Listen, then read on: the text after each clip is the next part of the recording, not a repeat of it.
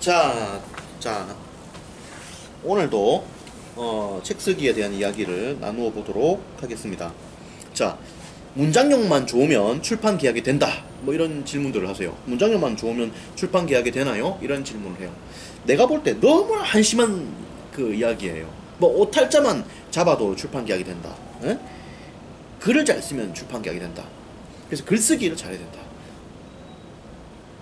참 책쓰기를 뭐 하나도 모르는 분들이다.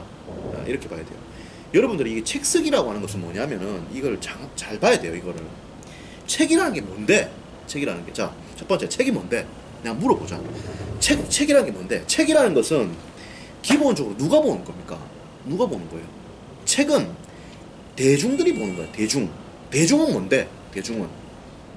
대중은 그 분야에 대한 지식이 많지 않은 사람들이 대중이죠. 그 분야에 대해서 지식이 많은 사람들은 전문가 내지 초전문가죠. 맞잖아요. 대중들은 그 분야에 대해서 잘 몰라. 과학에 대한 책을 본단 말이야. 뭘로 보는데? 상식과 교양으로 보는 거야. 교양으로. 상식과 교양이 있어야 인문학적 소양을 가지고 이런 힘이 있어야 기본적으로 인생을 잘 살아갈 수 있고 성공도 하는 거단 말이야. 하니까 보는 거단 말이야. 잘 모른다고. 모르는데 공부해가지고 알게 되는 거다고. 대중들은 모른다 하는 거를 전제로 해야 돼요. 책은 대중이 보고 대중은 모른다. 이런 거를 전제로 해야 된다고요. 그러면 뭡니까? 책을 쓴다고 하는 것은 쉽게 쓰는 거죠. 쉽게 써야 된다고.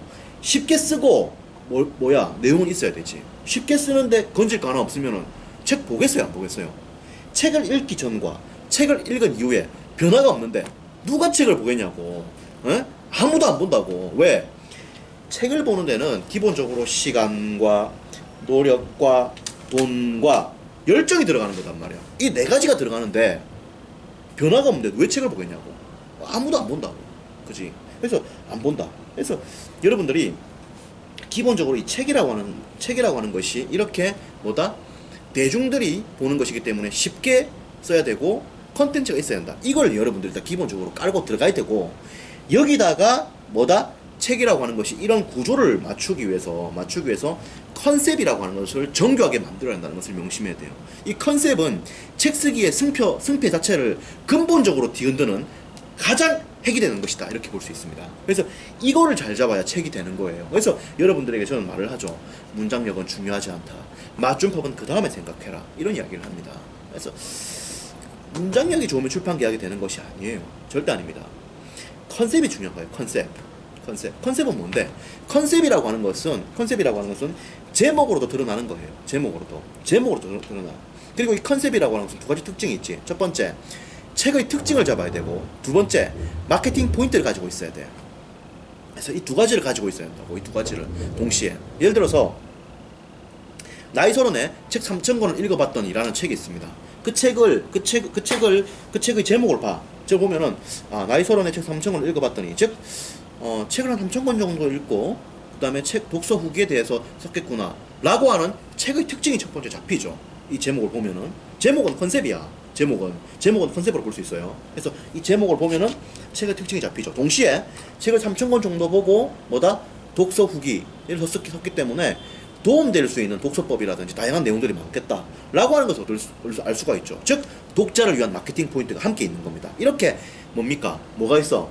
책의 특징과 그 다음에 마케팅 포인트가 함께 들어있는 거. 이게 바로 컨셉이라고. 이거를 잘 잡아야 한다고. 이걸 못 잡으면 안 된다고. 이걸 잡을 때는 항상 시장 친화적으로 잡아줘야 한다고. 시장을 만족시켜 줄 수 있는 수준으로 잡아줘야 되고, 그렇게 해가지고 많은 독자들이 이 책에 열광할 수 있는 그런 구조를 만들어야 한다고. 그런 구조를 단박에 탁 만들어내야 한다고. 이것이 책 쓰기의 승패를 결정짓는 핵이다. 이렇게 볼 수 있는 거단 말이에요. 이걸 여러분들이 알고 가야 돼. 그래서 문장력이 좋으면 출판 계약이 된다. 이런 헛소리를 하면은 내가 바로 화를 낸다고. 말이 안 되는 소리다. 그거는 무슨 소리를 하느냐. 그 책을 한 번도 안 써봤기 때문에 그런 소리를 하는 거다. 이런 말을 제가 하죠. 그래서 저 같은 경우는 10년 이상 책을 쓴 전업작가로서 이 분야의 선수단 말이에요. 선수. 딱 하면 딱 하고 한마디로 바로 파악을 하고 딱 보면 10초 만에 파악하고 이런 거단 말이야. 그래서 딱 보면은 결국 출판 계약의 메커니즘은 컨셉으로 결정된다. 이렇게 딱 잡아낸다고요. 그래서 여러분들도 출판 계약이 되는 것은 컨셉이다. 이걸 명심하셔야 되고, 컨셉이다. 그리고 책이라는 게 뭐냐? 대중들이 보는 거다. 그래서 항상 책이라고 하는 것은 전문가들이 대중의 니즈를 적절하게 만족시킬 때 그야말로 대중들이 열광을 하게 되고 따라서 그 책은 베스트셀러가 되는 것이고 이렇게 되는 거단 말이에요. 이런 흐름이. 그리고 베스트셀러라고 하는 것이 한 발 더 나가게 되면은 시대 정신으로 자리매김이 되는 것이고 그렇단 말이에요.